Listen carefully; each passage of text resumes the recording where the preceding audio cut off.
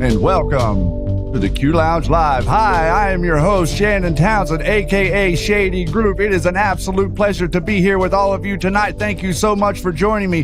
What an amazing Independence Day that we had over the last few days. The celebration of America, the celebration of you. Let's remember that the celebration of America is the celebration of you. It's the celebration of our unity. It's the celebration of what it is that it means to be us. Thank you so much for joining me here. This is the Q Lounge Live. This is our living room. This is where we gather every week to talk and discuss the unbelievable presidency that has been, that is becoming Donald J. Trump's second term in office. Here we have many people interested in tearing down what it is that you and I and all of our forefathers for 2.5 centuries built, all of us working together to form a more perfect union. And now you have an enemy at the gate that is squaring off to you all 1 to 1. What an amazing moment that is. He's no longer able to hide in the light. There was some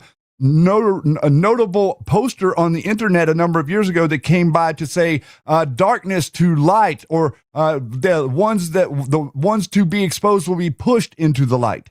And you're currently seeing that happen right now. They're being all pushed into the light. They're being pushed into the light, and they're being forced to tell you what it is they really think. Do you understand that these people that we're talking about have been telling us that they are kind of like us for almost a decade now? But are they really like us? Thank you. I see Yao Ming in here. I see Joe Ray Perkins, 17 Patriots for Truth.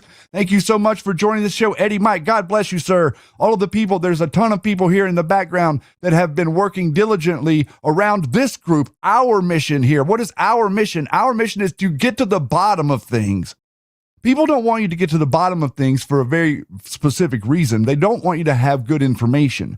They don't want you to figure anything out for yourself, because if they can keep you confused, then they can keep you in this kind of like middle area of where, you're not really sure, you can't make a decision, you don't really understand what's going on. I'm not smart enough to get that stuff. All of that's gobbledygook, and it's part of the stuff that's there to throw a wrench in the bicycle spokes, or whatever you want to refer to it.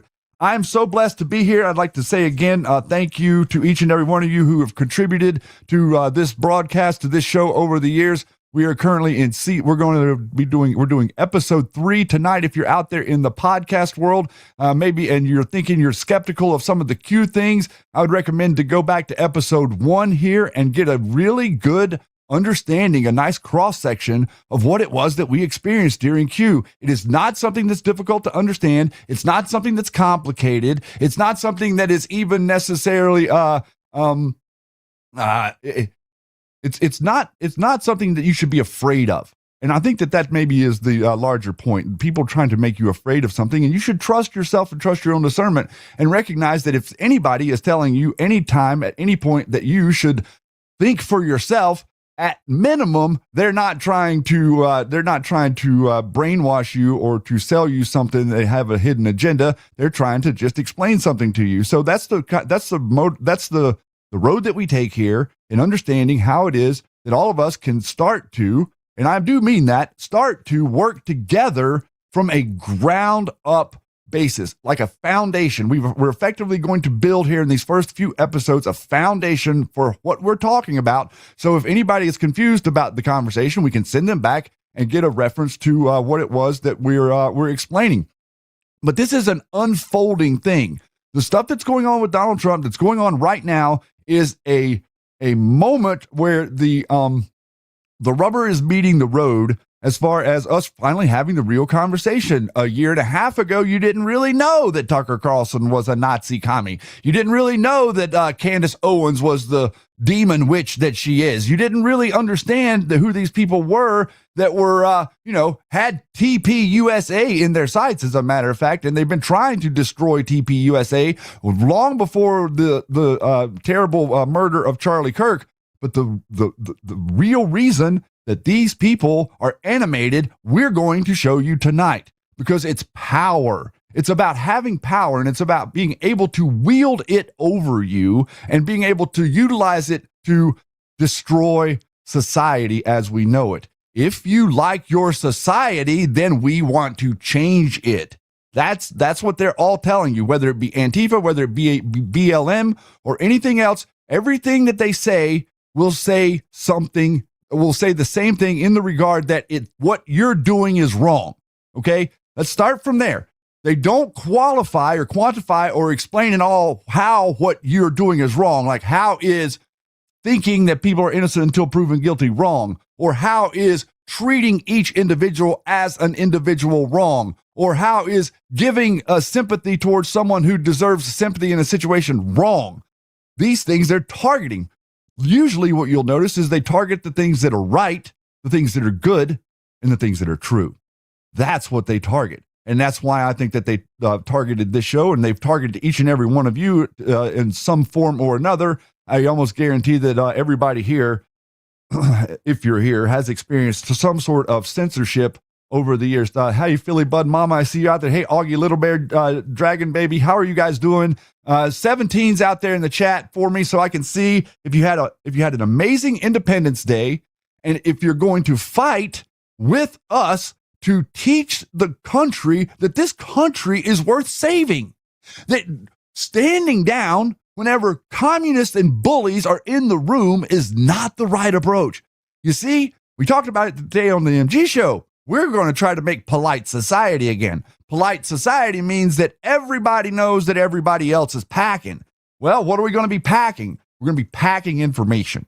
We're going to be packing you with what it is that you need to know so that you can argue with people that pretend like they're smarter than you because they have some education from some university and they point to some degree and they look down their nose at you and they call you, quote, the flyover part of the country. Meanwhile, they only capitulate to the insanity that is the Washington or the New York and LA Democrat class, which are they Democrats?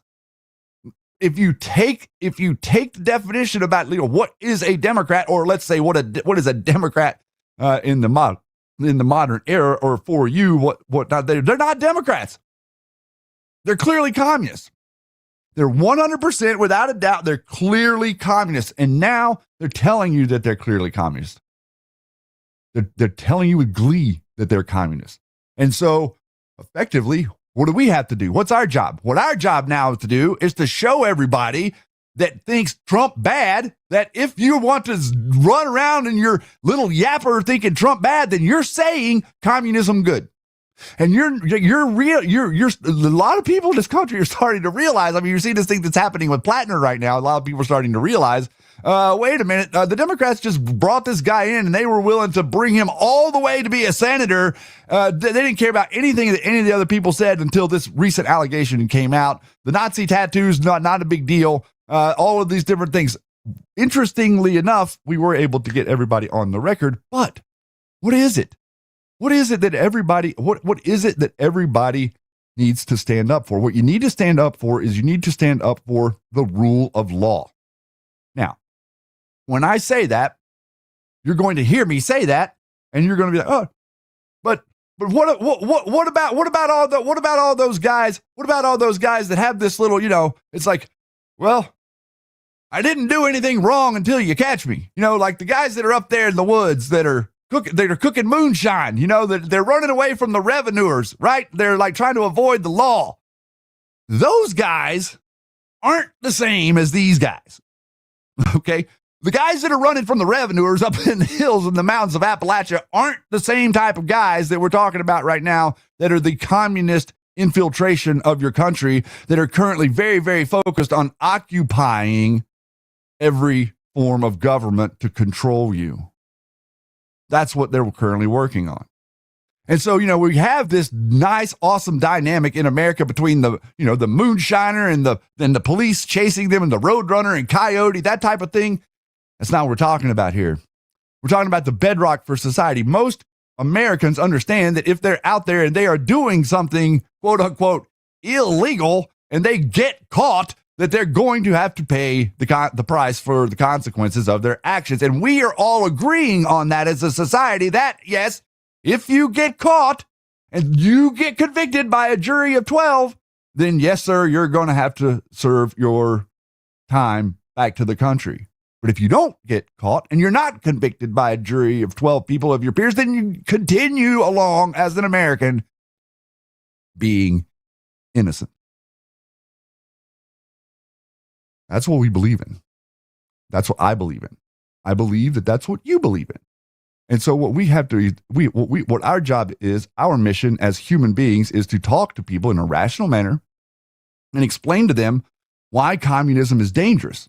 And so you can't really explain to people why it is dangerous unless you know what the hell it is or where it comes from, because what you're going to see is everybody talks about it in this utopian manner, this mindset of like, oh, well, one day we're going to get it right. It's killed millions of people in China. It's killed millions of people in Russia. It's killed millions of people in Central Europe. It's killed millions of people over a couple of 100 years now, 150 years or so. Millions and millions of people have died at the hands of communism, but we're just going to get it right here, maybe here in a few minutes. 17 Patriots for Truth, $47 rant. Appreciation for the Q Lounge Live. Thank you, Shady Groove. Thank you. Thank all of you, man. This is an amazing time. And it's amazing to be able to have, I think, maybe I'm wrong. I'd love to hear your feedback. I think that we're like, I think we're entering a moment where there's a thirst.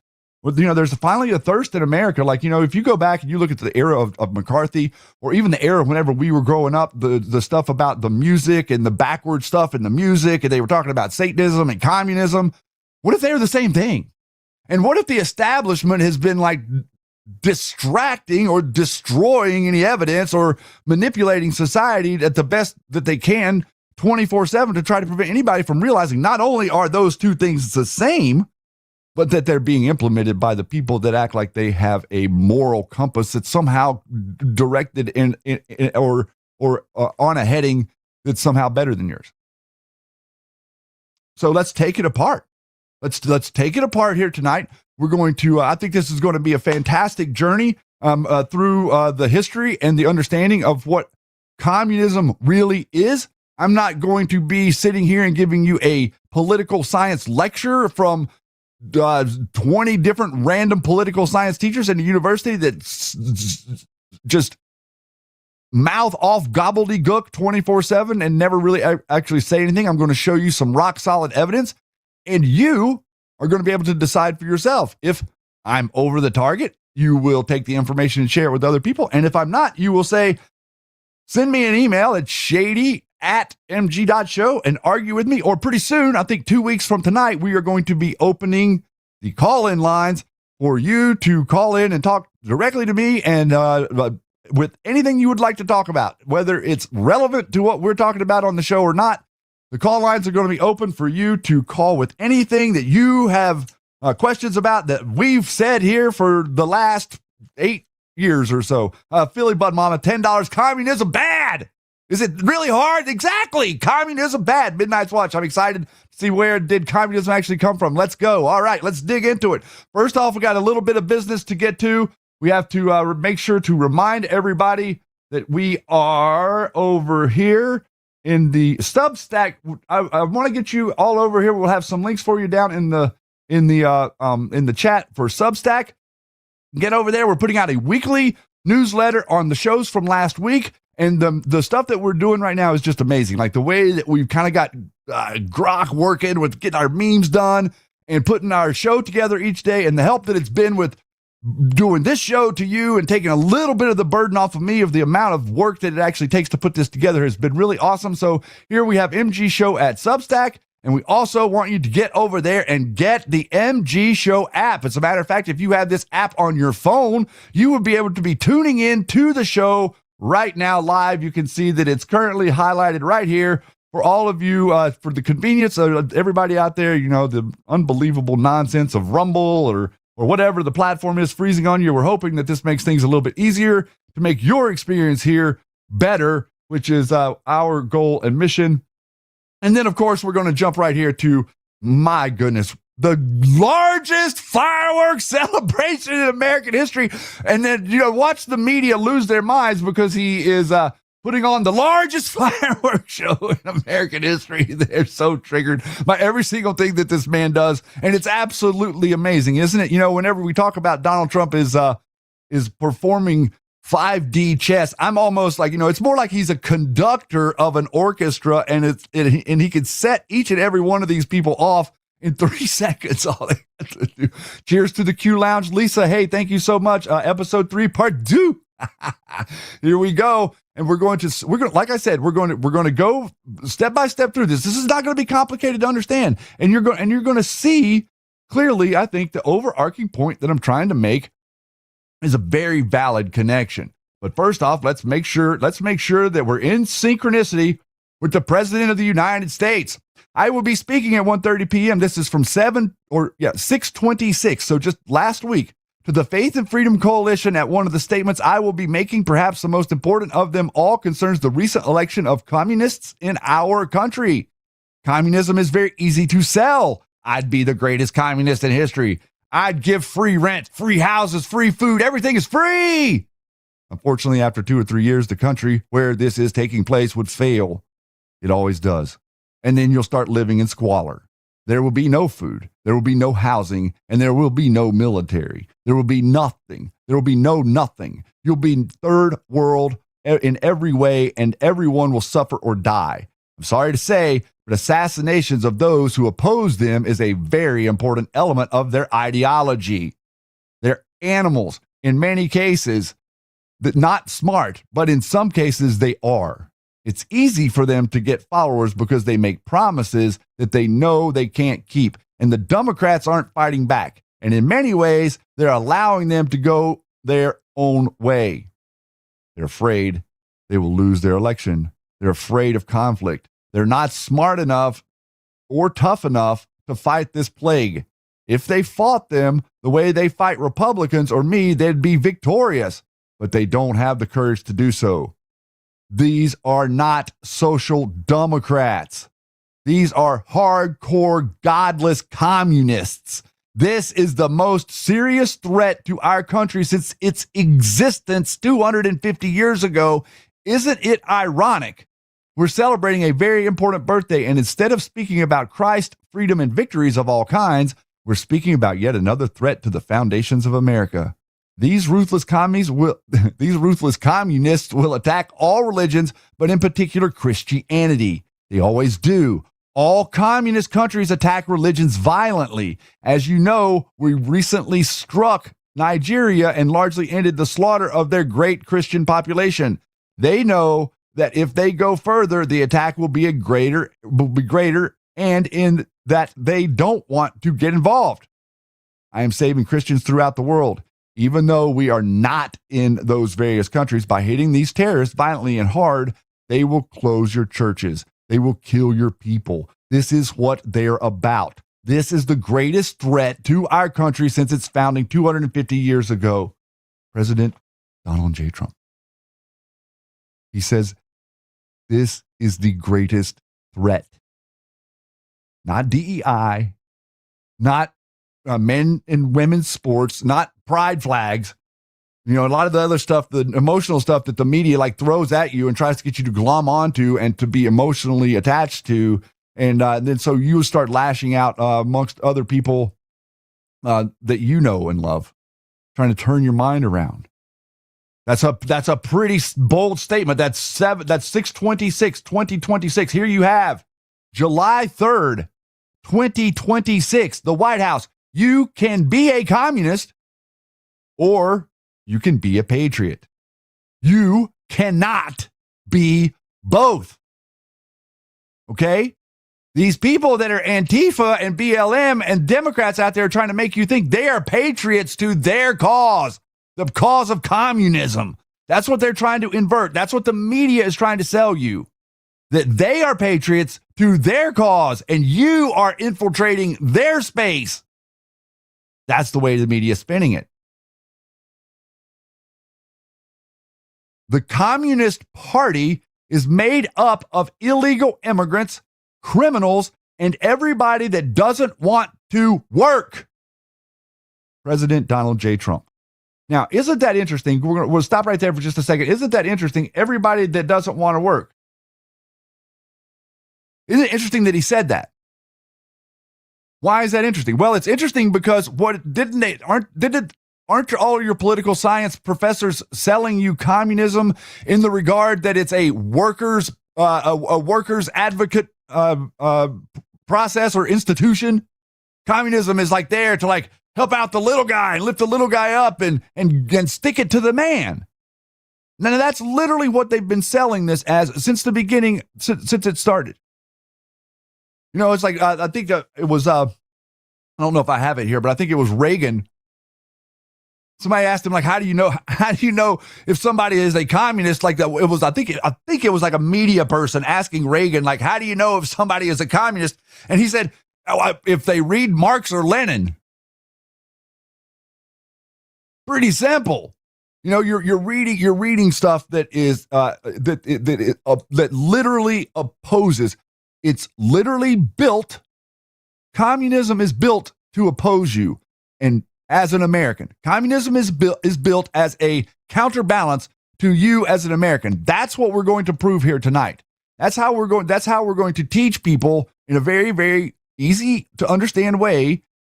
It's not complicated. We're not coming down on anybody. They've made this very, very complicated to understand for a specific reason, because a lot of the times when things are very simple, it's hard to use a Hegelian dialectic problem, reaction, solution scenario. If it's simple, they make it complicated first, and then they use it as a device against you. So let's jump over here. So you see, you've heard from the president, you heard what they said about communism specifically. So let's take a look at current communist goals. This is from January 10, 1963. This is a list of the goals. This is published by the communists themselves, by the naked communists. This is not like Shannon going to like the corners of the internet and finding some rogue little piece of paper to bring to you and show you. This is their goals. This is their demands per their talking points. Not mine, not Trump's. The people who are communists that Trump is standing up to want these things. And so instead of sitting here and read all of this, because that is extraordinarily small and I'm not going to be able to do this, I have used Grok to help us along today. And so we can just buzz through this. I'm not going to read all of these to you because it's not necessary to read all of these to you. I'm going to read you the 10 planks here in just a second, which are the most important, but I want you to see a larger cross-section of what it is that they, this is effectively, think of this like, this is 1963, right around the time, this was before Kennedy was killed. Okay, so this is going on in our country at a time where Kennedy was standing up against the communists, and they weren't very happy about it. So here's some of their demands. The U.S. acceptance of coexistence as the only alternative to atomic war. U.S. willingness to capitulate in preference to engaging in atomic war. Develop the illusion that total disarmament by the United States would be a demonstration of moral strength. Permit free trade between all nations regardless of communist affiliation and regardless of whether or not items could be used for war. Free trade? Extension. Nobody even heard of free trade at this point. Extension of long-term loans to Russia and Soviet satellite countries. Provide American aid to all nations regardless of their communist denomination. Grant recognition of China and admission of Red China to the UN. Well, that happened. Set up East and West Germany as separate states in spite of Khrushchev's promise in 1955 to settle Germany's question for free elections under supervision of the UN. Prolong the conferences to ban atomic testing because the U.S. has agreed to suspend tests as long as negotiations are in process. Allow all Soviet satellites individual representation in the UN countries. Promote the UN as the only hope for mankind. Resist any attempt to outlaw the Communist Party. Do away with all loyalty oaths, like your oath that you take in the military. Or essentially a pledge of allegiance is to some degree a, quote, loyalty oath. Continue giving Russians access to the U.S. Patent Office. Capture one or both of the political parties of the United States. Well, they got them both. MAGA came, took one back. They got them both. We came, took one back. And they're not happy about it. Neither side's very happy about that, by the way. Are you noticing that? Neither side's very happy about that. Use technical decisions of the courts to weaken basic American institutions by claiming their activities violate civil rights. Get control of the schools. Use them as a transmission belt for socialism and current communist propaganda. Soften the curriculum. Get control of teachers' associations. Do they have control of the teachers' association? Or do you think that them getting control of the teachers' unions is just happenstance? And that Donald Trump is saying we're got to get rid of the Department of Education, which is what's funding the teachers' unions. That's Donald Trump taking apart education, not getting rid of the communists. Do you see what they're doing? Gain control of all student newspapers. That's already the case. Look at this. They're able to get people to walk out of their schools and attack people that are Jewish. The Jewish people are doing it to other Jewish people. Use student riots to foment public protest against programs or organizations which are under communist attack. Infiltrate the press. Get control of book review assignments, editorial writings, policy-making positions. Gain control of key positions in radio, TV, motion pictures, on and on and on. I need to read all of this to you. Present homosexuality, degeneracy, and promiscuity as normal, natural, healthy. Infiltrate churches. Replace revealed religion with social religion. Discredit the Bible. Emphasize that the need for intellectual maturity, which does not need a religious crutch. Eliminate prayer or any phase of religious expression. Are the communists winning? So out of those few things that I've just read right there, how many of those things have the communists already achieved? There's like 50 or something there. If I keep reading them, you're going to continue to see all the things that they have actually achieved. Little incrementalism, little bites, little pieces. They're getting little pieces all the time. Another little piece. Here's another little piece. Here's another little piece. Chipping away in what they determine internally as, quote, incrementalism. Well, Donald Trump came and he turned their incrementalism into a full-on rush to the forefront of the lines to start firing every missile that you could find. They went from your media being 60% against the elected party, 40% for the elected party, no matter what the party, Democrat, Republican, 60% against, 40% for. You can literally map these numbers out throughout the time since the start of radio. It never differentiated. The media consistently 60% against an elected party, 40% for until 2015. Until Donald Trump won the election in 2016. Let's say 2016, after he won the election. That is when we can point to specifically that it completely changed. And it went 95% against the elected president to 5% for. And the 5% that's for was like weak and spineless and hard to even follow, but they were actually trying to choke out support for our great president in the media. There's no pretending that didn't happen. COVID didn't cause that. It happened 4 years before COVID. Had nothing to do with COVID. It has to do with something else. It has to do with a hidden agenda that Donald Trump triggered through Q to expose itself for what it really was, because it was hiding in the shadows and no one could really see it. And whenever I personally would try to talk to people about this stuff, they would look at you and act like, no, this is not right. None of this is could possibly be going on. Now people are becoming red pilled in 3 seconds. They're going from like no red pill to completely red pilled in a couple of weeks.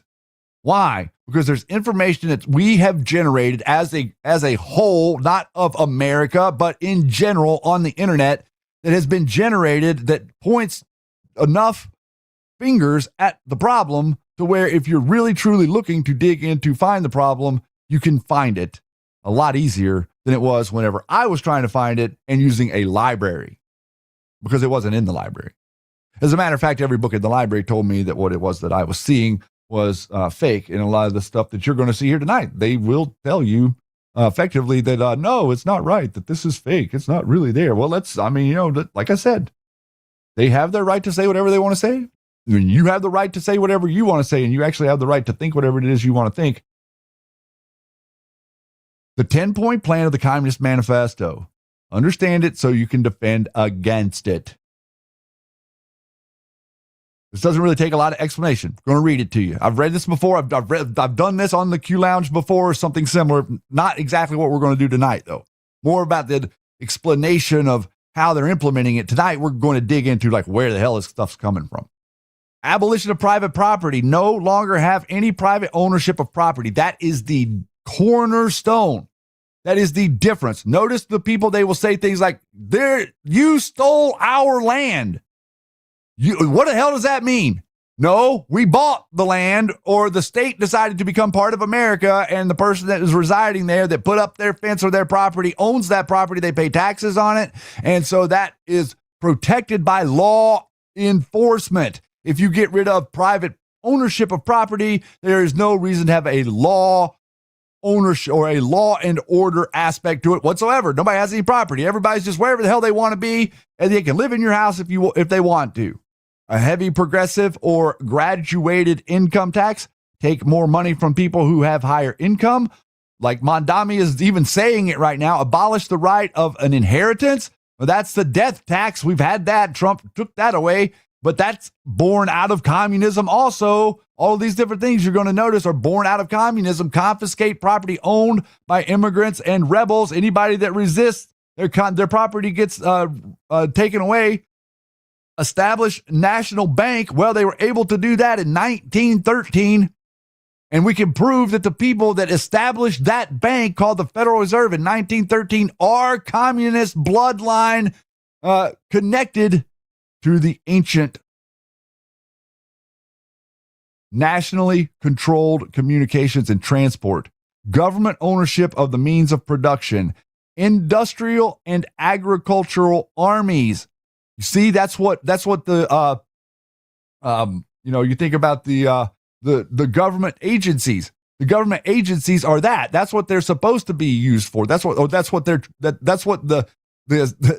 they were built, these things for, so that they could use them to stop and control production and prevent X person that they don't want from having X thing, or allow the person that's doing the right thing to have what it is that they can have. Redistribute population, eliminate sovereignty of the state or the town by redistributing people, and free and public education, elimination of children, the elimination of children doing factory work, and combine education and manufacturing. Fascism, communism, socialism, feudalism, you can call it whatever you want.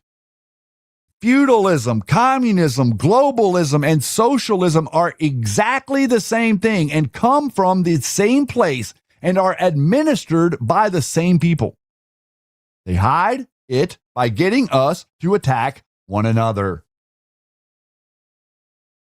You've heard all roads lead to Rome. They neglect to mention it also means Rome can now come to you. If there's a road, they built the road to you. Where did they come from? Why do they deem themselves your master? What is it that makes them think you are their slave? Especially if you're an American. Because there's a very, very key point to understand here about the timeline and about what we're talking about. And this is what we're getting ready to move into. How far back this goes and what it connects to. And you know, what, as an American, this is not like something that this is something we can do something about. And that's why you're going to find me so animated a little bit about this in general, like not just tonight, but in general. You see me on the MG show. You see my animation for this. You see the passion. The passion is real because the threat is real. And I see a lot of you out there that understand this, that it's serious. People get hurt. Lots of people get hurt, and no one has to get hurt. And the reason they're getting hurt is because people are undermining the faith and the trust in law enforcement and law and order. Do I think there are no corrupt police? No. Do I think that there are no police that are bad? No. Do I think that there is no issue in every single? No, I don't. I think there are problems everywhere. I think that every city, I think that the blue cities and the police layer is a big, big problem because they're not.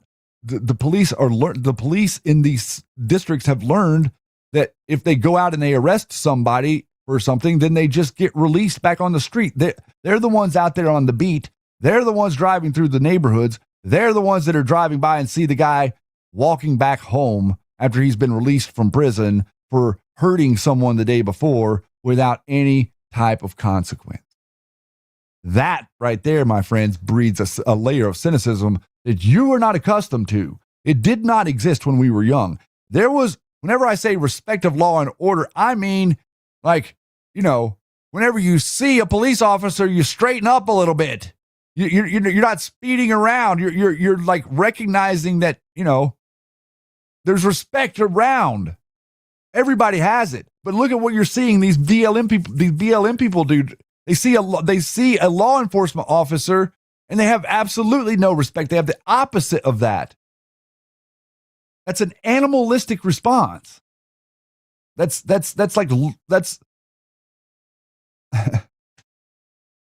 primitive, if you will. Communism was born in a time of a dire need to counterbalance American might. That's why communism was born. Because of America and because of the strength of America and because of the control system of the world having existed now for around 75 or 80 years or so, realizing that they had lost grip on a segment of humanity that had never been lost in the history of Earth since we can go back in time, ever recorded, non-existent. Everything that they tried to utilize to stop America from happening after, up until, and around 1776, 1812, a number of other times, a number of other things that happened to try to destroy America. The Civil War was implemented to try to destroy America. After all of that had failed, and they could not stop us, that's when communism became a thing. And then they utilized the destruction of Iran, Russia, and Germany and their governments as a precursor and a way or an opportunity to figure out how it is that the ones that are behind the curtain, not the ones that you've ever heard of, the ones that are behind the curtain can regain control that they have lost in 1776 per the Declaration of Independence. That is a war declaration against the kings and queens of the world and an establishment of the rule of law as our king. We pledge to one another as Americans that we are going to hold each other accountable to certain things that we deem unlawful or illegal, and there are consequences to these things, and we will accept you back into society after you've paid your due. That nothing like that had existed before. If you screwed up or pissed off the king, you went to the dungeon. And the dungeon was exactly where you stayed. You never came out of the dungeon. The scribe wasn't coming down there to like you see in the movies to try to give you a little hacksaw so you could saw your way out of the dungeon. They had no sympathy for you. They actually thought that because the king had deemed you a criminal, that you were in fact a criminal, not any other people.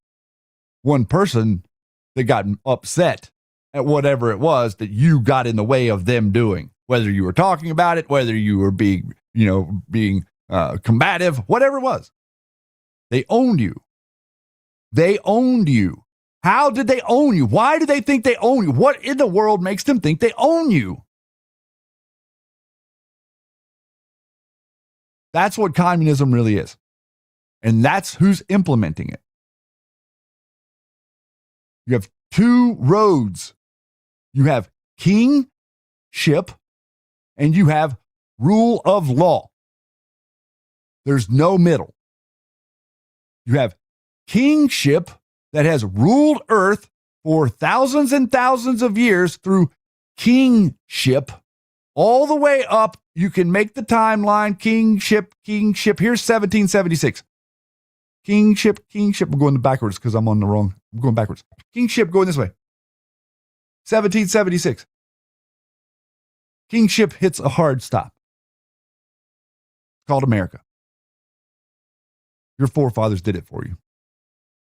It's your obligation to be reverent to them, and it's your obligation to spread their message. It's your obligation to stand up and annoy people that are annoyed whenever you talk about how great America is or what it is that we're doing here.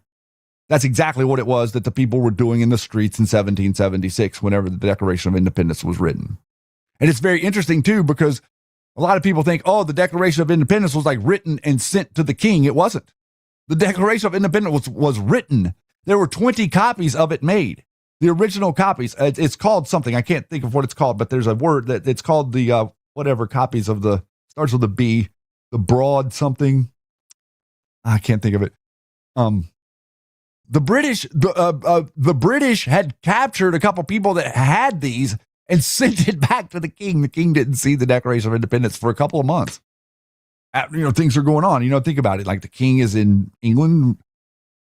Implementing taxes is easy. We just say, oh, don't go out and tax these people. Every country, every single country ever created or currently in existence on planet Earth bows to a king or the kingship. Elite, but one. That's not ambiguous. That's not an overstatement. That's not an exaggeration. They can call this type of government or that type of government or whatever. Whenever the rubber meets the road, the king or the monarch or the elite or the last people to claim, quote, kingship or ownership has the final say in every country but one. That's the reason you're special. That's the reason it means something more. And that's the reason that what we're seeing right now with this whole thing with communism is so dangerous, because they've been pretty damn successful in what they've done, especially to the modern culture with the utilization of television, radio, and music, entertainment, and movies and things like that. The counterculture is a great example. You're taking all of this propaganda, and you're turning it against people that have well intentions. The people weren't for the Vietnam War, and they shouldn't have been for the Vietnam War. So then you have to implement them to say that because they're against the Vietnam War, then the American government, the American way of life is the problem, not the current people that are running it. That's where they went off. It's not like they went off. That's where they were directed. It's a thesis, antithesis thing that played out, whether it be the introduction of the music, the introduction of all of the propaganda from overseas, trying to weaken us. They've been dead set on weakening us for the last 35 years or so, specifically our generation, Generation X, massively targeted to tell you that you're not worthy, that you don't mean anything, that you're never going to have anything, you don't deserve anything, you need to reduce your carbon footprint to nothing, to like a literal footprint. Meanwhile, you're going to come out here and you're going to pay your taxes so the Somalis can come in here and get free Medicaid. Communism. Take from you that are very generous and give to them until the point where you've got nothing left, and then take what they've got that you gave to them because they don't have any ability to defend it. You see?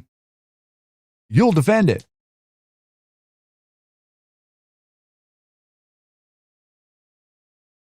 Hope we're painting a good picture. And we're getting ready to actually open this conversation up a little bit more. First off, I'm going to make sure that I describe to you, because I mentioned the word feudalism. I want you to understand whenever I say feudalism, what it is. So you can recognize feudalism, communism, globalism, socialism. They use all these words. Lots of words. Feudalism, this is not some dark corner of the internet definition. Feudalism is a decentralized political and economic system from medieval Europe, 9th to 15th century, where land and protection were exchanged for loyalty and labor. The monarch theoretically owned all the land in the kingdom, keeping a portion for the crown and parsing out the rest to the loyal nobles. And they were even, believe it or not, called the commies. The commies were the loyal nobles, the ones that went out and found new land from people that weren't able to defend themselves. Lords and nobles received massive land grants. This is the way countries were born. This is the bedrock of civilization. We're going to do a refresher right here before we move into the next layer so that you can see clearly communism is a tool being used by the globalists to further their agenda against you. It's a tool. The First World War. This is one of the things that they will tell you that's not real. They will tell you that what I'm reading to you is fake and made up, and it wasn't really part of the of Pike's plan to create global chaos and bring the world under a one world religion. No. That wasn't what. That's not what you're seeing here. Even though, like, does this match up with what's happened? The First World War would be fomented to overthrow the power of the czars in Russia. Result: Russia becomes a fortress of atheistic communism. This would destroy other governments and weaken religious setting the stage for further manipulation. World War II to be fomented by exploiting the differences between fascists and political Zionists. You see this? The fascists are out there screaming and yelling about the Zionists right now. And the Zionists are screaming and yelling about the fascists. Destruction of Nazism and fascism, strengthening of the political Zionism, and establish a sovereign state of Israel in Palestine. Meanwhile, international communism would grow strong enough to challenge and balance Christendom. This is written down. I didn't write this. Third World War to be fomented by taking advantage of differences between political Zionists associated with Jews in Israel and leaders of the Islamic world. Look at what's going on right now with Tucker Carlson and Israel and Candace Owens and Charlie Kirk. Look at this nonsense. What are you seeing? Who's a player and who's an American? Can you see it? The war would be conducted so that Islam, the Muslim world or the Arabic world, and political Zionism, the state of Israel, would mutually destroy one another. Other nations would be drawn in, leading to a complete physical, moral, spiritual, and economic exhaustion of humanity. Outcome: collapse of Christianity, basically meaning the collapse of Protestant, of actual people talking about Jesus.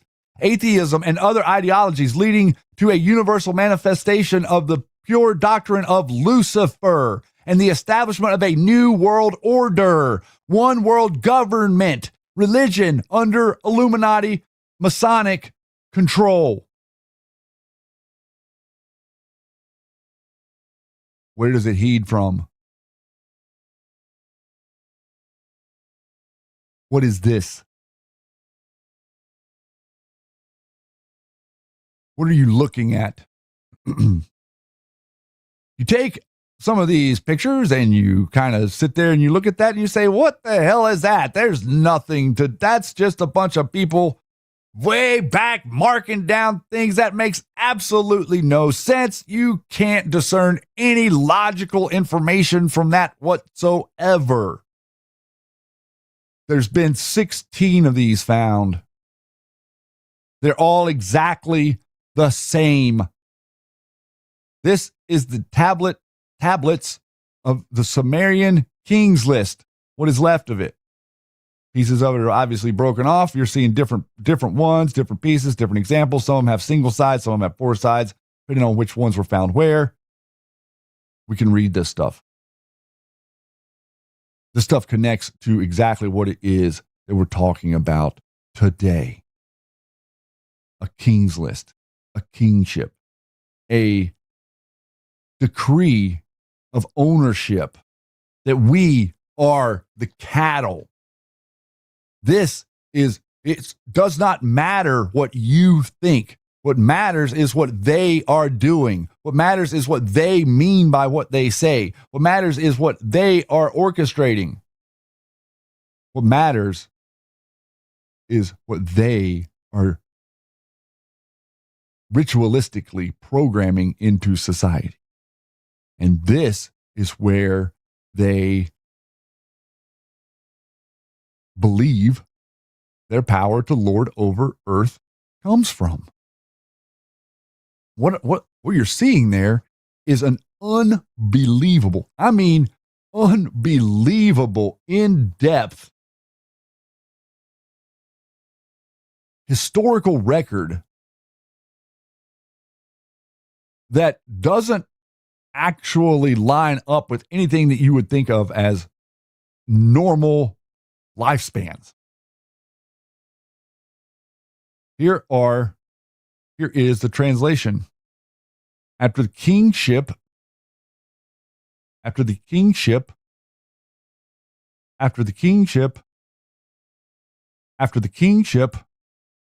descended from heaven, the kingship was in Friday, or it was in the kingship was in Eridu. In Eridu, Alalim became king. He ruled for 28,800 years. Alalgar ruled for 36,000 years. Two kings ruled for 64,800 years. Then Eridu fell, and the kingship was taken to Badatibira, which I'm not going to be able to say a lot of these names, and I haven't even began to try. I want you to see this. I want you to see it. This is the interpretation of that tablet. These tablets, all of them match. The 16 that were found match. And men, you're going to see some interesting stuff as we look through this. Ruled for 28,000 years. The divine Demuzi, the shepherd, ruled for 36,000 years. Three kings ruled for 108,000 years. Then Badtibira fell, and the kingship was taken to Larak. Then Larak fell, and the kingship was taken to Sipar. And then Sipar fell, and the kingship was taken to Sarupak. In Sarupak, Ibaro Tutu became king, ruled for 18,600 years. One king ruled for 18,600 years. 5 cities, 8 kings ruled for 305,200 years. Then the flood swept over. The flood represents a time around 12,000 years ago. This is history written down in clay tablets with evidence to substantiate it because it came from many different civilizations. They were trying to keep this information relevant throughout time for whatever reason. I believe for the reason that we are currently existing in right now. After the flood had swept over, the kingship had descended from heaven. The kingship was in Kis. Gisser became king.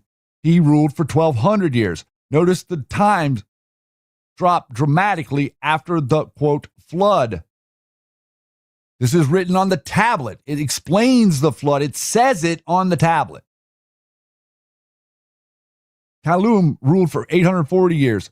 Atab ruled for 600 years. Just read a few of these. Etama, the shepherd who ascended to heaven and put all countries in order, became king. He ruled for 1,500 years. This is kingship. This is connected to this. Okay? No confusion. Same thing. Why? Doesn't matter what you believe. What matters is what they believe. They believe that they lord over you, that they rule you. This is where it comes from. As we move through the tablets, by the way, you see something pretty unbelievable unfolding. Time shrinks. Then Uruk was defeated. Kingship was taken to Ur. Ur was defeated. The kingship was taken to Awan. You seen that name before? Awan became king. He ruled for years. The stuff that's blanked out here is stuff that's messed up on the tablet. That can't be read because it's missing. 3 kings ruled for 356 years. Then Awan was defeated, and the kingship was taken to Kis. Sududa, the fuller, became king, ruled for 200 plus years. Here you see the time shrinking as we move down. This is all on this. We're literally reading this tablet.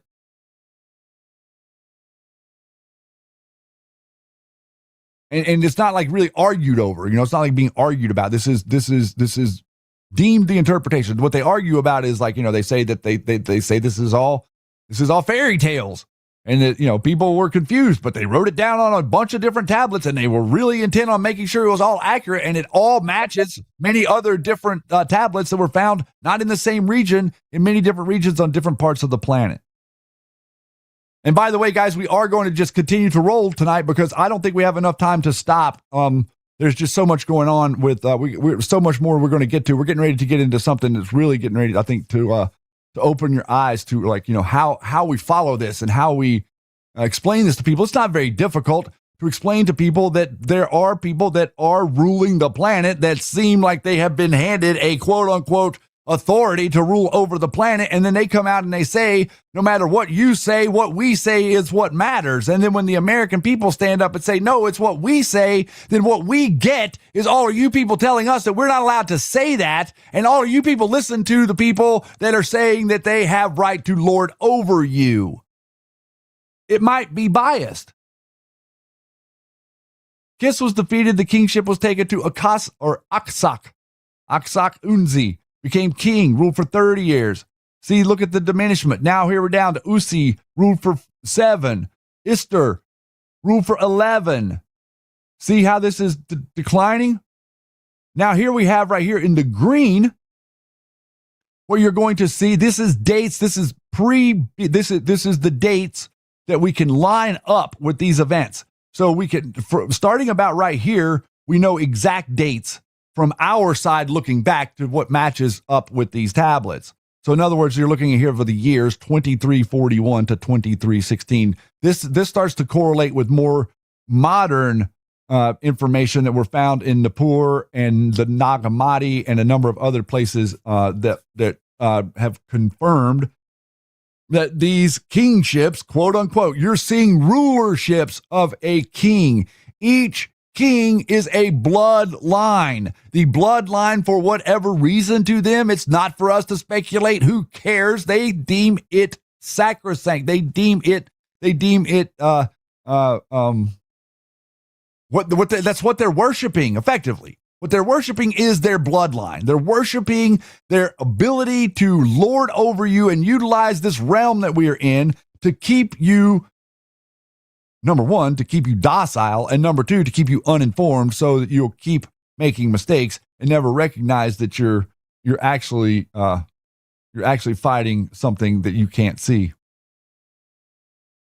So all of this, I mean, this is, like I said, and the links for this will be provided for you. They're already here in the chat. You can go grab them. And guys, you have questions, you have thoughts, you have things you want to point to or look at or notice or whatever, I'm open for it. I'd love to see it, but I'm showing you what it is that the people that explained to me how this all works and the way that I got on to understanding how this all works, I'm sharing it with you.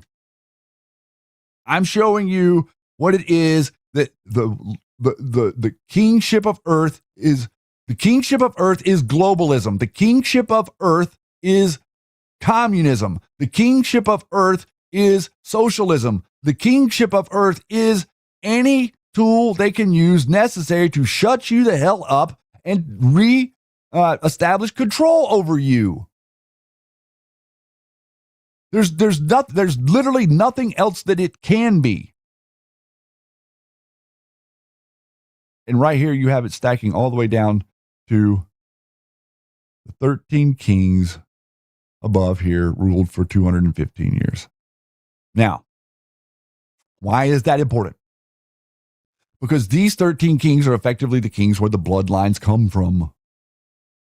And you can go through, and I've got evidence and videos and stuff that I might end up getting into some of that, some of the weeds on this with some of the stuff that I have that can show you this, but you can literally track these houses all the way up. And even with utilizing the stuff in the Bible, track where they went and who they became and literally who they are now.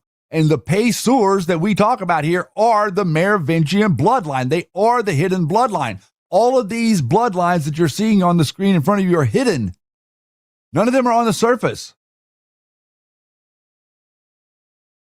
They're hidden on purpose. They're hidden from you. But the interesting thing is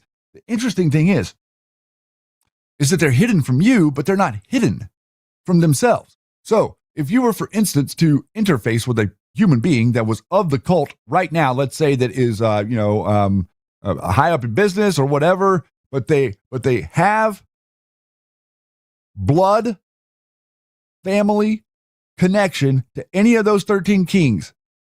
If you were to take that person, follow them home, and then ransack their house and look through all of their documents, what you're going to find is you will find somewhere in that house, you will find a chest, of some sort, whether it be a box, it'll be the size, it's not going to be little, that will have all of the ancient history of who they were related to and who came before them, of them and all of the other families that are part of this cult.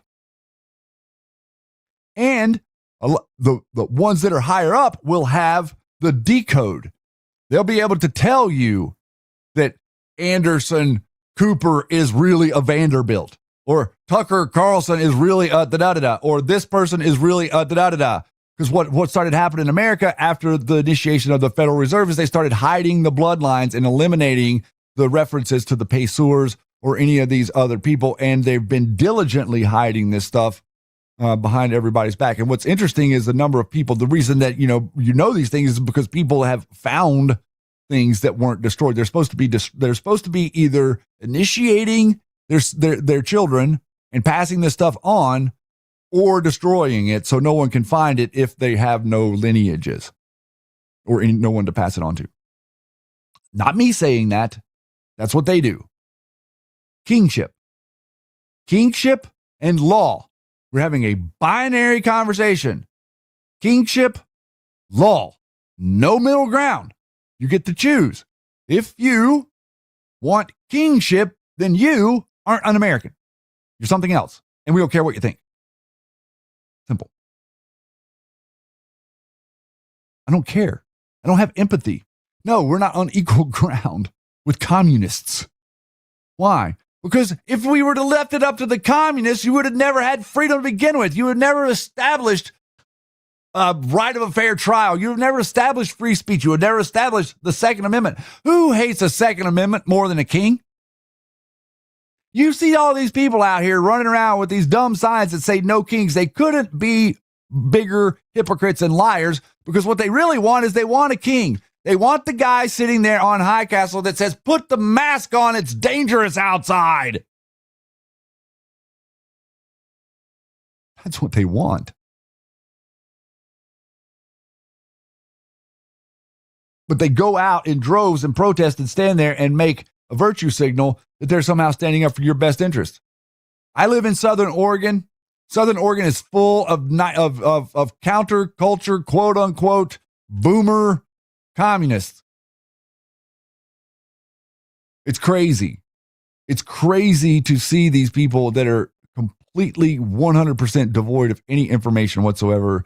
And they've been trained from whenever they were young and running around without any clothes on to concerts up and down the West Coast that, for some reason, that the country that allowed them to do that is bad.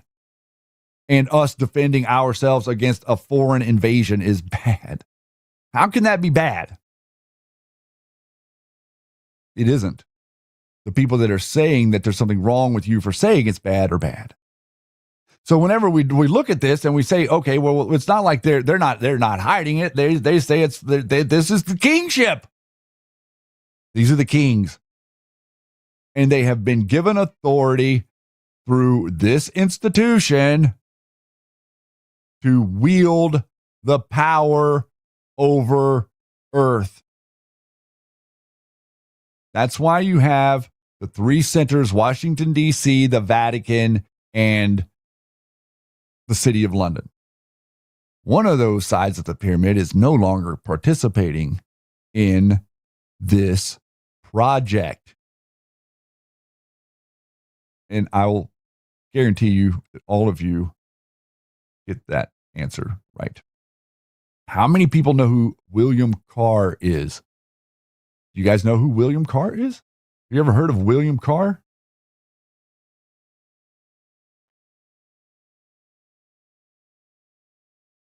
I think you're going to find this extraordinarily interesting. And like I said, again, we're going to be digging through a couple of different things that, whenever you talk about, let's talk about that for a second. Let's jump into that for a second. Conspiracy.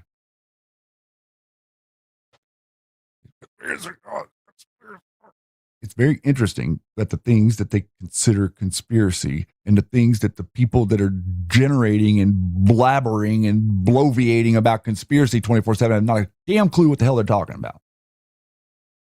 They won't ever tell you what it is that's actually censored.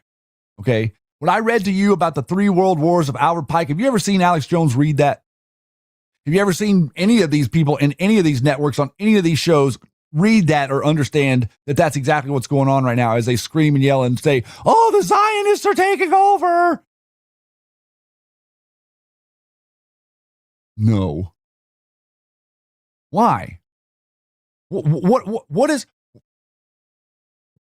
do all of us effectively have in common to stand up against this absolute unbelievable nonsense? What do we all have in common? We collectively have a country that we deem it necessary to punish people who do the wrong thing, otherwise leave them the hell alone. That model does not work at all with kingship. That model does not work at all with communism. That model doesn't work at all with thinking for yourself or freedom of thought. Our choices as Americans are subject to all of this nonsense if we allow it to be. And the establishment is trying to make you weak so that you just sit back and allow it to be. And then the people that complain about it are the problem.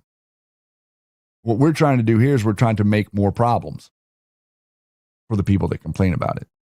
And the best way to make more problems for the people that complain about it is to give you better information. So, William Guy Carr, 1895 to 1959, was an English-born Canadian naval officer, submariner, World War I service, World War II Royal Canadian Navy Intelligence Operations Officer, author of Naval Histories, and later a prominent conspiracy theorist and anti-communist activist. He served in various naval roles, including intelligence work, and after retirement became president of the National Federation of Christian Laymen in Toronto and the editor of the anti-Masonic newsletter News Behind the News, and lectured from the 1930s onward on an international conspiracy involving communism and capitalism, both allegedly controlled by the same hidden power. Now, conspiracy. You're thinking conspiracy. Okay, conspiracy is the protocols of the learned elders of Zion. They still say that that's not real. Conspiracy is this information about Albert Pike, who wrote down exactly what he was going to do with the 3 world wars and how he was going to implement communism to destroy the West.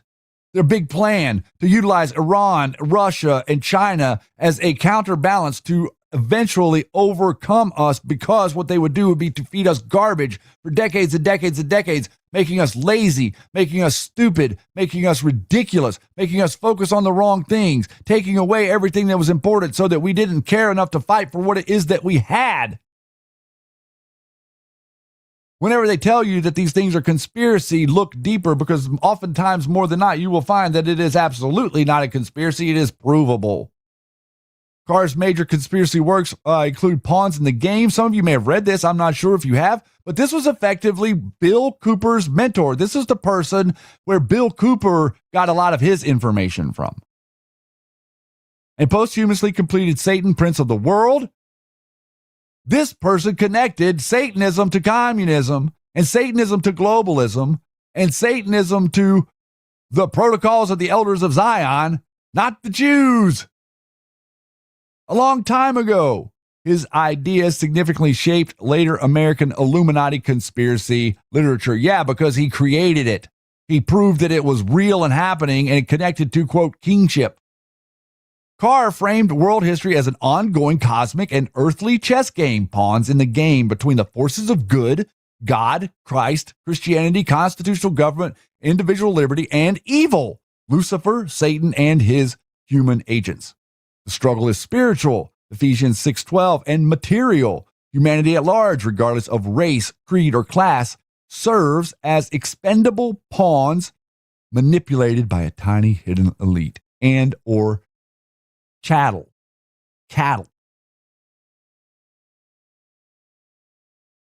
The central claim, a contentious, Mr. President, are you worried to be fighting a worldwide satanic cabal? Maybe. A continuous Luciferian conspiracy, also called the World Revolutionary Movement. That sounds a lot like a bunch of commies pretending like they're out there fighting communism, like Flynn has with America's future.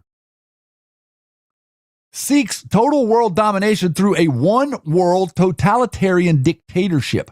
This would abolish Christianity and all religions, nations, private property, the traditional family, and patriotism, replacing them with atheistic materialism, state supremacy, the state is your God, and Luciferian doctrine.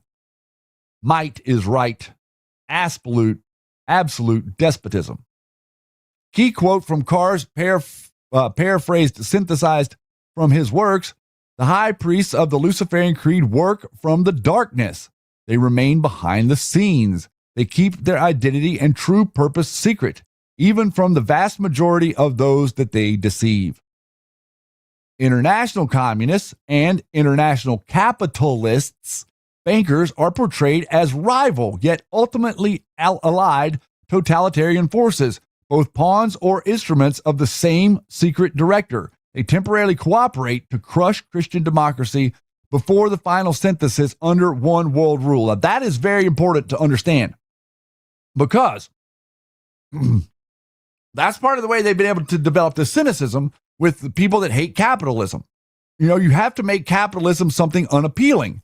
So they've effectively been able to take what happened with the Federal Reserve, that reality, taught America over the period of a century a different thing about capitalism. The capitalism that we saw when we were young, that basically gave everything that wasn't nailed down to everybody else but you, was not the capitalism of your forefather. That capitalism where you were able to accrue whatever wealth it was that you accrue and keep what it was that you accrued, and didn't owe anything to anybody about it and didn't have to answer to anybody about it, that went away with the Federal Reserve. Donald Trump says, make America great again.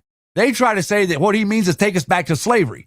I'm saying what he means is take us back to a monetary policy that benefited the American people, not a monetary policy that benefits feudalism or that benefits the thesis, antithesis thing that's been going on for the last 100 years between the capitalists and the communists. Because the capitalists and the communists are in a thesis, antithesis, back and forth, and both sides are being controlled. Well, then you have a capitalist that comes in and shows you what an actual capitalist is, and all the people that are against capitalists trigger to him as opposed to the capitalism that they weren't fighting before. You see? They're fighting Donald Trump and his capitalism, not the capitalism that was there before Donald Trump, that was on pure display, but 100% controlled by the powers that be, without anybody really being able to get out of the box or say anything outside of anything that was deemed party lines, whether it be Republican or Democrat. That's why MAGA is so much different. They've eroded the party line. You go to a Trump rally and you're going to see immediately that there is no party line. You're going to see immediately that there are all aspects of society recognized. It's not just a bunch of white people. There's gay people, there's black people, there's Latino people, there's foreign people, there's tons of, it's diversity is our strength. They're supposed to tell us, but what they tell you on TV is that it's just a bunch of MAGA Nazis. But in all reality, they're fine with voting for a Nazi, and Bernie Sanders goes out there and defends a guy with a Nazi tattoo ad nauseum for weeks and weeks and weeks until it comes out that he's raped some lady, and that she's actually, thank God, what a blessing that she came forward and had the strength to say it. But it's pretty convenient timing, considering that I guarantee you that they had this story in their pocket and they just finally couldn't overtop it. They couldn't overcome the pushback on this guy. So this is not, so what we have now, the capitalist society that Donald Trump is engineering, the golden era, the golden age, as he calls it, that is what he's trying to do with Make America Great Again, is bring us back to the point at which capitalism benefited you, not the select few at the top. And that's 100% what he's doing with these Trump accounts, and building up what he's doing with the Trump accounts is he's creating an avenue that's going to save Social Security and Medicare or Medicaid. It's going to save all of that because he's going to get the next generation starting now to invest in themselves and to not be dependent on society, maybe not even dependent on society to have to withhold their earnings over the course of their life because they don't need it. They can opt out of the program. The reason that you couldn't opt out of the program is because you were too damn broke. You don't have enough to opt out of the program. You didn't make enough to say, I don't want the money that I earned and put into my investment once I'm older because I have plenty. Very few people are able to do that. Very few. Donald Trump wants to change that. He wants to make it so that maybe all of us can do that. Maybe everybody can do that. Maybe if everybody has something, then maybe we all work together to protect what each other has as opposed to only protecting what we personally have. What if we all protected what everyone else had with the same force and vigor that we protected what it was that we had? Or what if we wanted to give the same type of freedom of perspective or thought to everybody, not just the people that agreed with us? That was the amazing thing that your founders thought might be a bedrock for a great foundation for the bedrock of our country. Carr traced the plot to ancient times. The plot to ancient time. I'm sure this is all coincidence. We could just dismiss this, right? We don't really think that these kings have been kept up with through the church. We don't really think that this is actually an organization to make sure the paperwork stays right and the right people get kingship whenever they come to bring their paperwork from their treasure chest to claim their kingship. We don't think that's connected, do we? The synagogue of Satan, Revelation 29:39, those who say they are Jews are not, refers not to Jews as a race or religion, but to a small cabal of false priests, money lenders, and Illuminati type figures operating since Christ's era, going back a couple thousand years. Matter of fact, he might have turned over some of their tables. Christ identified the money changers, the bankers, the scribes, and the Pharisees as the Illuminati of his day, and Carr claims the Illuminati killed Christ. Modern organizational phase 1770-76, the international money lenders recently organized as the House of Rothschild, hired by Weishaupt, a Jesuit-trained professor of canon law at Ingolstadt University who defected from Christianity. Weishaupt embraced Luciferian ideology and revised ancient protocols for world domination. The protocols that aren't real, by the way. And Q did point to those protocols, just so you understand that. That's not like just out there. He found it, but they do still, every talking head will say that that's a conspiracy, just like the Albert Pike World War was. That's a conspiracy. It's not real. That's just fake. You're making stuff up, shady. Or anybody else that says it. I'm just personalizing it. He founded the Bavarian Illuminati in 1776. Holders of the light. The Illuminati recruited elites in finance, education, art, and government. They used bribery, blackmail, infiltration, control of youth education, media, and secret insinuating brethren, espionage, and terror networks. 1782 Congress of Wilhelmsbad, Illuminati merged with or heavily infiltrated Freemasonry, especially the atheistic subversive Grand Orient Lodges, distinct from what Carr viewed as more benign regular English Freemasonry. These became revolutionary underground networks against you. Albert Pike's 19th century Scottish Rite Freemasonry, then head of the Luciferian priesthood, organized the new and reformed Palladian Rite, or Palladian Rite, allegedly detailed a long-term plan disputed in 1871, later by Mazzini, for 3 world wars and revolutions to achieve the goal. Pike allegedly taught secret worship of Lucifer as the true God of light.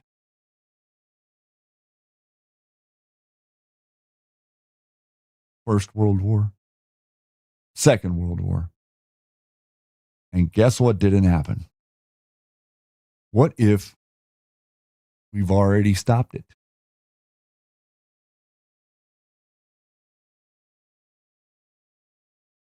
The structure is strictly hierarchical, and compartmentalized. Highest directions, the high priests, remain unknown even to most initiates. The bloodline, the names, unknown. The only people that know are the people that have it in their documentation at home. No matter what home is, no matter where you are on earth, the only people that know are the people that are in the know. Donald Rumsfeld says there are known knowns and there are unknown knowns, but the known of the unknown is the known of the thing that's the craziest thing is the unknown that is unknown. Gobbledygook. Secrecy, ritual, oaths of absolute obedience, and psychological control are central. Secrecy, ritual, oaths, absolute obedience, oaths that are taken in coffins. Communism as a tool of secret manipulation. Carr did not view communism as a genuine proletarian or organic movement. Neither do I. It was deliberately created, financed, and directed by the Illuminati and the international bankers as a weapon. I'm hoping that you guys can see a lot of how and what Jeff and I talk about every day is relevant to all of this stuff. And why we're so passionate about what it is that we're trying to bring to the forefront to understand that, we're talking about the pesos, we're talking about the last couple hundred years of society. This opens the conversation up into the last many, many years of society. In 1829 New York meeting united nihilists and atheists under the banner of communism with their funding ties alleged to figures like the Clinton Roosevelt, also figures like Prescott Bush, who literally the Nazi propaganda meeting, or not meeting, but event that they did in Madison Square Garden that you had the pictures from, that Hillary Clinton tried to connect that to Donald Trump. Well, that was from these guys, the communists, who were trying to implement it here. Karl Marx, described by Carr with anti-Semitic framing as Rabbi's nephew, and Engels produced the Communist Manifesto under Illuminati direction. The Communist Manifesto that we went over back earlier in the show, right here.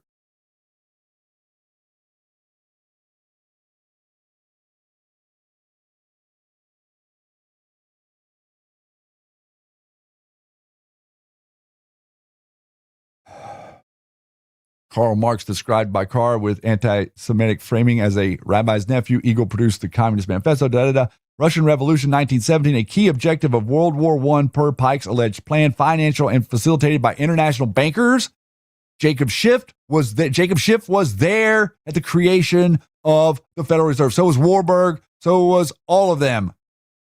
Routing funds via Germany for Lenin's return. How do you know they're communist? If they read Lenin or Marx. Overthrew the czars and established atheistic communism as a base to destroy Christianity and religion in Russia and export revolution to weaken other governments. That did, in fact, occur. That in 1917, that was written down in the late 1800s, decades before. Communism serves as antithesis to capitalism or Nazism. You see how they're trying to connect Nazism to capitalism so they can have a counterbalance. Nazism is actually closer to communism than it could possibly be to capitalism. How can Nazism be capitalism? Both camps are manipulated to exhaust nations, destroy faith, increase debt control, and move toward synthesis in one world dictatorship. Lenin was the first canonized saint of the Illuminati totalitarian creed.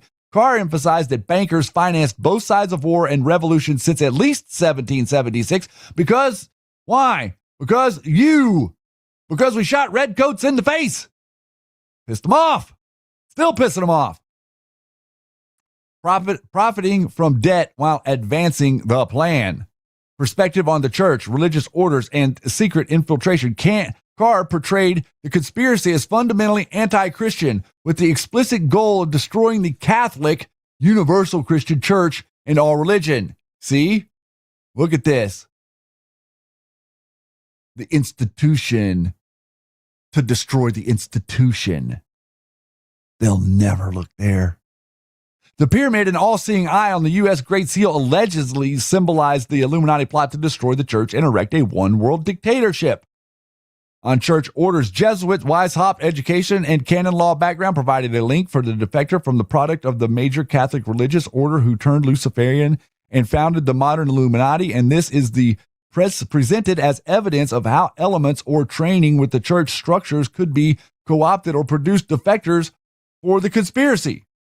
In Satan, Prince of This World, Carr discusses secret societies and subversive movements more broadly with references in secondary summaries to groups like the Jesuits and the Rosicrucians as alleged conduits or harboring dark satanic elements alongside Freemasonry and Illuminati networks. The conspiracy infiltrates or uses high places, including channels of information and institutions.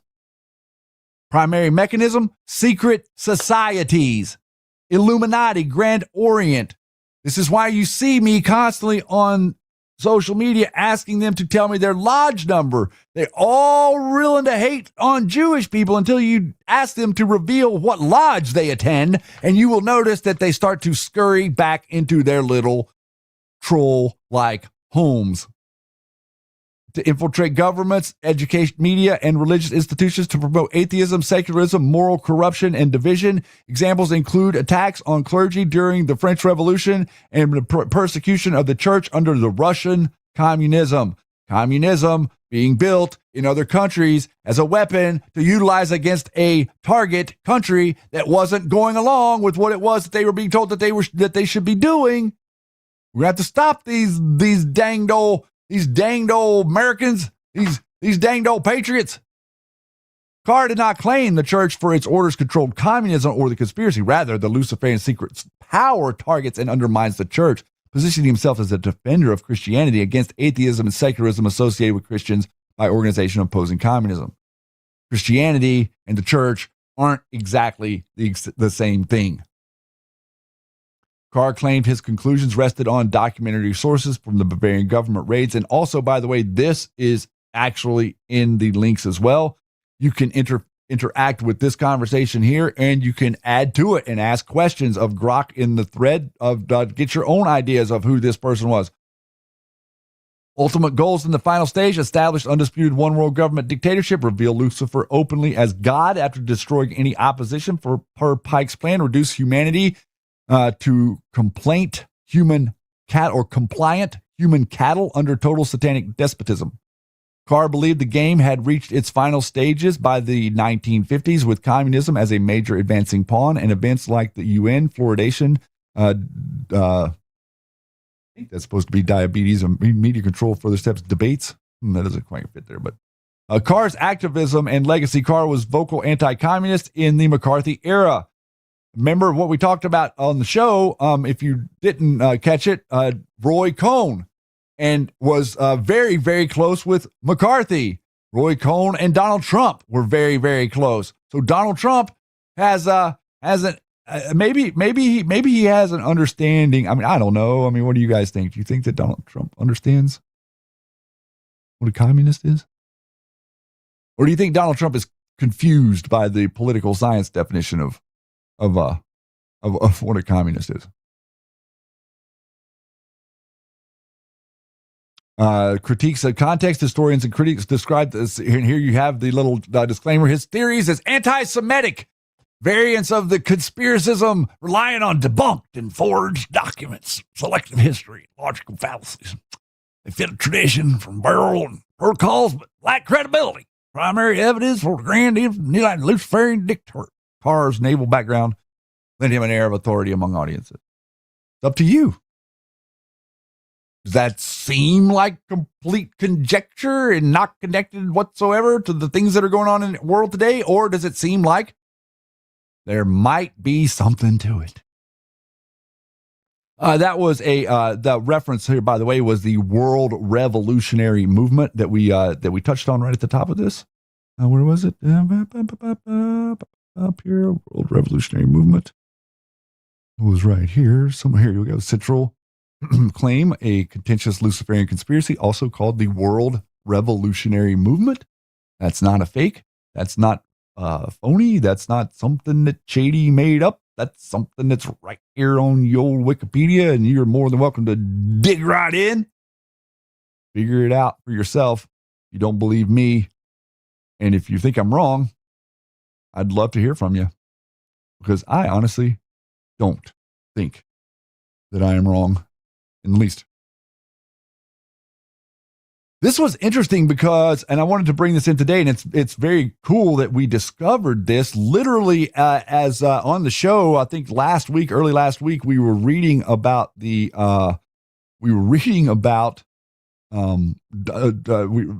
someone made mention of the Communist Control Act of 1954.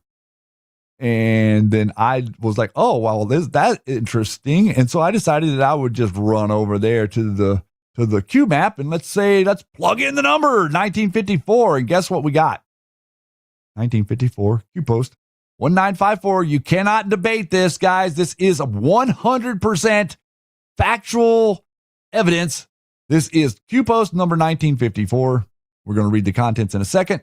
Here you have the Communist Control Act of 1954, which I believe, and we've been batting this around a little bit behind the scenes at the MG show, but I think that this is going to be a very powerful tool in the near future. This is something that has been passed by Congress, signed in by Dwight Eisenhower, but has been diluted over time, largely due to McCarthy, as a matter of fact, trying to act like, the media came out and telling you that there was no communism, that Hollywood wasn't doing anything, that it was all just you being scared of nothing and pulling your hair out over nothing and making mountains out of molehills again. You know how we're constantly out here making mountains out of molehills. Well, it's interesting to me, maybe connected, maybe not. I'm not saying it is. I'm not saying it isn't. But the Communist Control Act of 1954 was originally purposed as an amendment to the Internal Security Act of 50, which would have sought to combat the spread of communism in labor unions.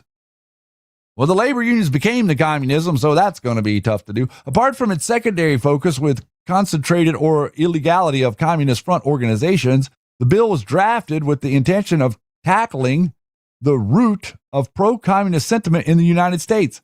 The Communist Party, in its second section, the Communist Control Act, characterized the Communist Party as an agency of a hostile foreign power. The party was described as an instrumentality of the conspiracy to overthrow the government. Isn't that interesting, the way that that's characterized? The act made membership in the Communist Party a criminal act. Maybe that's why they scream and tell you things like Antifa isn't real. Or they create other organizations where they can bring money into to claim that they're, quote unquote, fighting communism.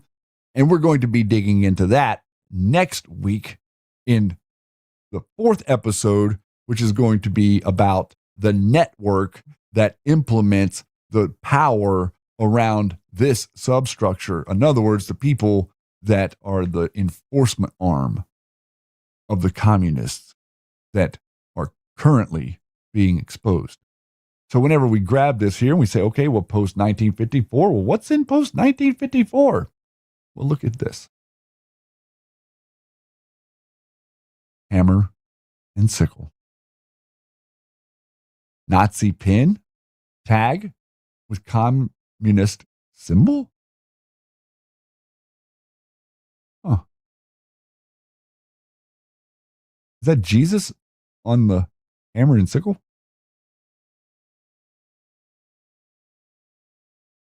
Post 1954. Is this Anderson Vanderbilt and his bloodline family? Notice the necklace. Symbolism will be their downfall. Do you think that's a coincidence that the word communist and the highlighting of the Nazi pin and the presentation to the Pope being post 1954 is a coincidence? Up to you to decide. I would never tell you what to think. I think you know what I think. And so here we have this interesting dynamic that we're going to jump into here. Let's see, where am I at?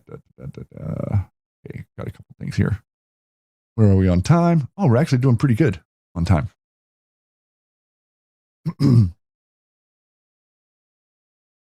So what I've done here is I went back, and this is qanon.pub, the website, and this is different than the other aggregators, the way that it is, the way that the other sites are really good in being able to like search information and go get specific posts, specific dates, specific things that you can search within them to find them again. But it doesn't really, it does present it in a long form post after post format, but it takes a long time to scroll and to find the stuff that you're needed. And what we're going to go through here is we're going to go through, I want to go through some of these posts in order. As a matter of fact, let me like do the horrible scroll thing to you here, because I want to back up here because we got a little bit extra time. And some of our audience, if you guys are out there on a podcast or hearing this on a podcast, so you can see here, this is going to be right too much. Yeah. Because what this does is it gives you the Q post in the order that they were put out. And a number of times Q came giving us some specific pictures, and the pictures kind of create a story in order. And I thought I could go back to some of these older ones, but I'm not finding them. I'm going to come back to where I was at mid-January. But you can grab this by the scroll on the side, and you can move through the posts a lot easier. It's going to be down to a storm is coming post here somewhere. But this is kind of important to connect with some of the stuff that we've been talking about here. Not only the the 1954 post, but some of these other ones. So this is 541, and you're here. We're in January of 2018, just a couple of months after the Q operation started. And here you're seeing the posts all put together in order as Q was posting them. Fight, fight, fight, demand public disclosure, be loud, be heard. This is just the beginning. 2018 will be glorious. The Great Awakening. And then here is a series of pictures that it's up to you to decide why Q posted these pictures. There's Ted Turner. That's Bill Gates' father. That's George Soros. That's David Rockefeller in the back. Sure, it wasn't anything to do with this. Kingship. Surely that's not what Q was trying to point to, right? Kingship? Was Q trying to say that there's a hidden elite that looks and mocks us behind our backs and deems itself the leaders of the world, and that's why they talk down their nose to you? And that's why you aren't respected by them? And that's what Donald Trump means whenever you are respected again? Whenever you are respected, that means that someone is intimidated by you. And I don't mean that in a bully way. But like I was saying before, polite society, whenever you're respected, what does that mean?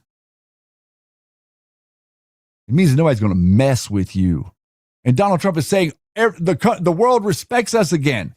That doesn't mean that they're not making fun of Donald Trump. Like the media keeps, that doesn't mean that they're not making fun of you. What that means is they're not going to do squat about it because they can't. That's what it means. And that's the power that you should be taking. You should never cower. You should never be in fear. You should never, ever, ever, never, ever, ever allow anything that you fear. And I'm going to look back at you. Never allow anything that you fear to stop you from doing what it is that you are doing.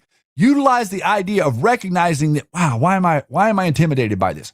Why am I afraid of this? Why is this making me like that? Use that as your power to recognize something within and dig deeper, go harder, stand firmer, desire more.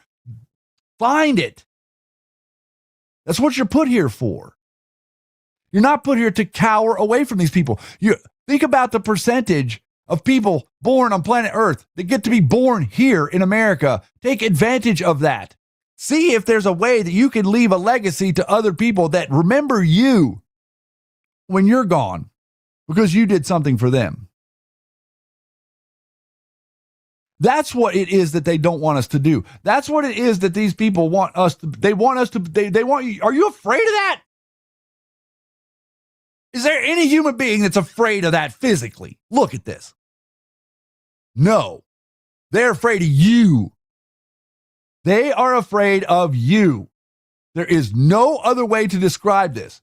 That's the reason they have to implement these systems. That's the reason they have to work behind the curtain. Why can't they just tell me that they worship Hiram Abiff naked in a coffin? I don't care. Why you got to keep it so secret? A series of pictures posted by Q. You decide what they mean. I'm not going to tell you what these pictures mean. I'm showing you a little bit of context. These pictures were all posted in order with no captions.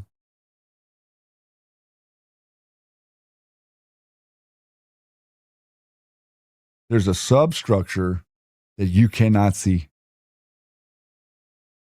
There's a substructure that does not want you to ever be able to see clearly.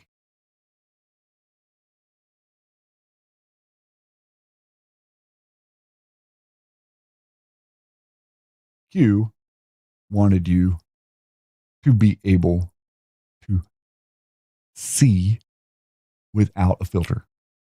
No filter. Raw information sent directly to your spirit, sent directly to you to pay attention to. You're allowed to pretend it doesn't exist. You're allowed to say it doesn't exist. You're allowed to interpret it any way that you would like, and you're allowed to say anything that you would like to say about it, and you're allowed to have your opinion. But you're also, on some level, at some point, you should have some sort of tether to the truth.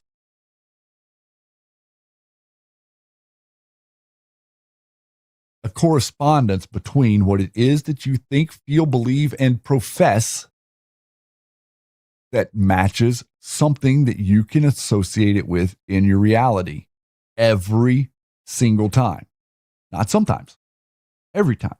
This is how you navigate without being, quote unquote, made a fool of. This is a pope. This is a post from the Pope. I continue to, this is May 22nd. Okay. Is this person on the side of America or Iran? Is this person on the side of law or kingship? I'm going to read this and then I'm going to read the comments. And I want you to tell me if you believe that Pope Leo, the 1964, what the hell ever that is. I know it's 14 or whatever. I continue to follow the situation in the Middle East with dismay. Like other regions of the world, it is torn apart by war and violence. We cannot remain silent in the face of the suffering of so many defenseless victims of these conflicts. What wounds them wounds all of humanity. The death and pain caused by these wars is a scandal for the entire human family and a cry that rises to God. What the are you talking about? You are basically, that right there is saying, all bow down to the IRGC.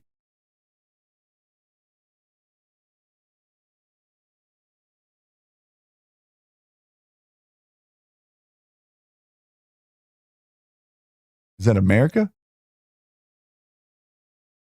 Is that loyal? Is that the free? Is that on the side of the people who are actually fighting the people that are destroying the world? Or is that on the side of the people that are emboldened and manipulated and placed and part of the characters in the play and the act support? Again, this is for you to decide, for you to make your own mind up about what it is that you are seeing here. Everyone knows that Adolf Hitler existed. No one disputes that. The terror and destruction that this madman inflicted upon the world are universally recognized. Hitler came from a poor family which has absolutely no social position. That's not true. He was a high school dropout and nobody ever accused him of being cultured. See, that's not exactly true, but that is the narrative. Similarly, we know that a man named Vladimir Lenin also existed. Like Hitler, Lenin did not spring from a family of social lions. The son of a petty bureaucrat, Lenin, who spent most of his adult life in poverty, has been responsible for the deaths of tens of millions of your fellow human beings and the enslavement of nearly a billion more. I'm showing you that, like Hitler, Lenin set up nights in a dark or a dank garret to scheming how he could conquer the world. We know that too. That's not what happened. These were actually bloodline human beings that were retrieved from the throes of poverty to ascend to their positions. In other words, once you put a person in the situation of having absolutely nothing, what they will do to keep what you give them is everything. It's not theoretically possible that a billionaire could be sitting to a garret of the penthouse of the Manhattan, London, or Paris, or dream the same dream as Lenin or Hitler. But you'll have to admit that these theoretically possible, Julius Caesar, a wealthy aristocrat, did, and such a man might, from the alliance or association with other like-minded men, might or not, or he not. Caesar did. These men would be superbly educated, command immense social prestige, and be able to pool astonishing amounts of money to carry out their purposes. These are advantages that Hitler and Lenin did not have. It's difficult for the average individual to fathom such perverted lust for power. The typical person or whatever nationality wants only to enjoy success in his job, to be able to afford a reasonably high standard of living, complete with the leisure and travel he wants, to provide for his family in sickness and in health, to give his children and sound education. His ambition stops there. He has no desire to exercise power over others, to conquer other lands or peoples, or to be king. He wants to mind his own business and enjoy life, since he has no lust for power. It is difficult for him to imagine that there are others who have others who march to and for or far different or to a far different drum. But we must realize that there have been Hitlers and Lenins and Stalins and Caesars and Alexander the Greats throughout history. And why should we assume there are no such men today with perverted lust for power? And if these men happen to be billionaires, is it not possible that they would use men like Hitler or Lenin to be pawns to seize power for themselves? Indeed, difficult as this is to believe, such is the case. Like Columbus, we are faced with the task of convincing you that the world is not flat as you have been led to believe all your life, but instead is round. We are going to present evidence that what you call communism is not run from Moscow or Peking, but it is an arm of a bigger conspiracy run from New York, London, and Paris. The men at the apex of the movement are not communists in the traditional sense of the term. They feel no loyalty to Moscow or Peking, and they are loyal only to themselves and for their undertaking. And these men certainly do not believe in the claptrap pseudo-philosophy of communism. They have no intention of dividing their wealth. Socialism is a philosophy which conspirators exploit, but in which only the naive believe. Just how finance capitalism is used as the anvil and communism as the hammer to conquer the world will be explained.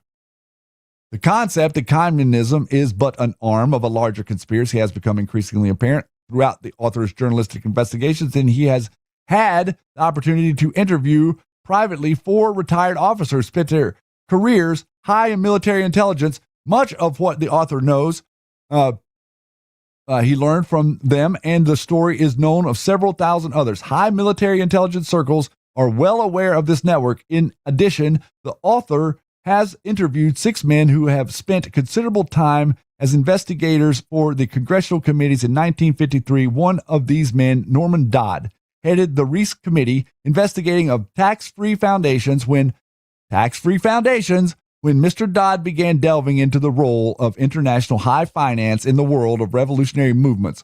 The investigation was killed on orders of Eisenhower occupying the White House. And according to Dodd, the permissible investigate the radical bomb throwers in the streets, but when you began to trace their activities back to the origins of the legitimate world, the political Iron Curtain slams down.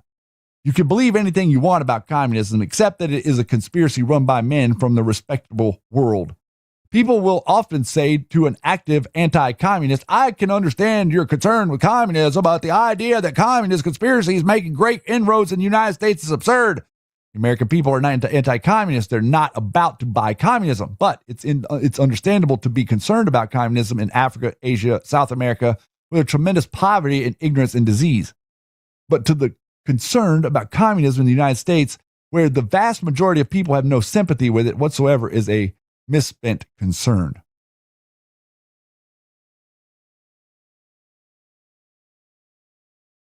On the surface, it appears that the charges made against anti-communists concerned with the internal threat of communism are valid. The American people are not pro-communist, but before our imaginary interviewee walks away in disgust with what he believes is a hokey-pokey survey, you add, sir, before you leave, a couple of other questions I'd like to ask. You won't find these so insulting or ludicrous. Your next question is, what is communism? Will you define it, please? This is what I wanted to get to. Ask people, what is communism? Listen to their answer and understand who they are by their answer. Immediately, a whole new situation has developed. Rather than a near unanimity previously found, we now have an incredible diversity of ideas. There are a multitude of opinions on what communism is. Some will say, oh, communism, well, that's a tyrannical brand of socialism. Others will maintain communism in its originality, or originally intended by Marx, was a good idea, but had never been practiced, and the Russians have loused it all up. A more erudite type might proclaim communism is simply a rebirth of Russian imperialism. If perchance one of the men you asked to define communism happened to be a political science professor from the local college, he might reply to you with, you can't ask what communism is. This is totally a simplistic question about the extremely complex situation. Communism today, quite unlike the view held by the right-wing extremists in America, is not an international monolithic movement. Rather, it is a polycentric, fragmented, nationalistic movement deriving its character through its charismas of the various national leaders, while, of course, there is a wielding of Hegelian dialectics with materialism held in common by the communist parties generally. It's a monumental oversimplification to ask, what is communism? Instead, you should ask, what is the communism of Mao Zedong? Or what is the communism of the late Ho Chi Minh, or Fidel Castro, or Tito? If you think we're being facetious here, you haven't talked to a political science professor lately. Whether you agree or disagree with any of the definitions, or as this be the case, you have one of our own, one thing is undeniable.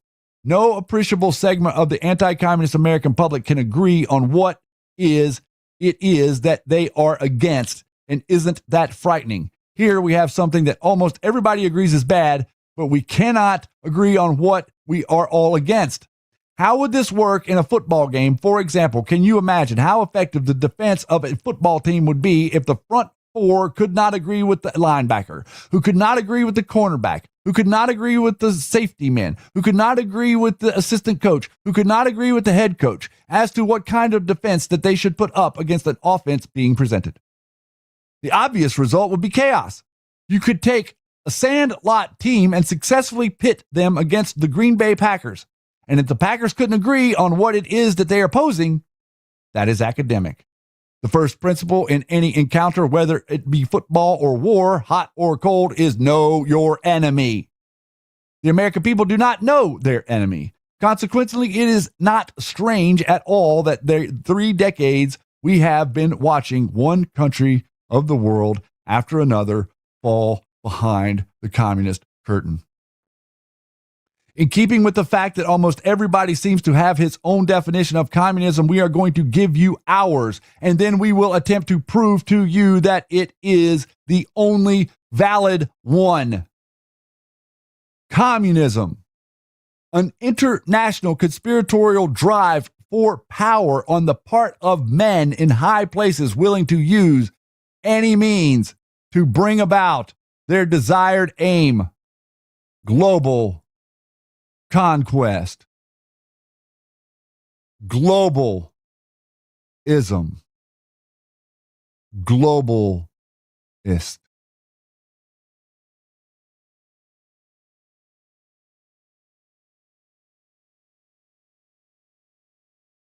And with that, we have reached the end of the presentation here tonight on the Q Lounge Live. A very somber moment that we bring to you to understand the gravity and the depth and the breadth of the problem that we face. The lighter side of it is that we face it together, and that they are communists, and that they are trolls, and that they are miserable creatures, and they cannot beat us no matter what they do. But the reality is, the only way they can beat us is if we refuse to stand up. The only way they can beat us is if we refuse to not support each other. The only way they can beat us is if we let our fellow countrymen languish in the state of ununderstanding and don't say it in a moment where we need to say it. I'd like to thank all of you that donated to the broadcast here tonight. This is the completion of episode 3. Thank you so much. We are on in the beginning portion of the relaunch of the Q Lounge Live here, season 5, episode 3. Communism's true origins. I'd like to thank every single person out there who supports this project for the last 8 years that we have been working on our 9th year now, broadcasting to the world in the spirit of the truth, the realistic, discernible, provable truth that we can show you, and we can change our work upon new information. God bless each and every one of you. Thank you so much. You can contact me, shady@mg.show. You can send me a DM on Twitter. You can argue with me in the comments. Please, I'd like for all of you out there to recognize that we are here to dissuade the notion that they are the political elite. You are the political elite. The reason that you as an American are the political elite is because you are the one that's going to stand up for the little guy. You stand up for the underdog. You speak up for liberty. You speak up for freedom. You're the crazy person that says, I'm not going to shut up. That's the American that we love. That's the anti-communist that we need. And I think we're making a whole bunch of you right here. So we're going to go out and affect change in this unbelievable world. And we're going to turn it back right side up. God bless each and every one of you. God bless America. God bless President Donald J. Trump. And let's help him end communism for good. See you guys in the morning.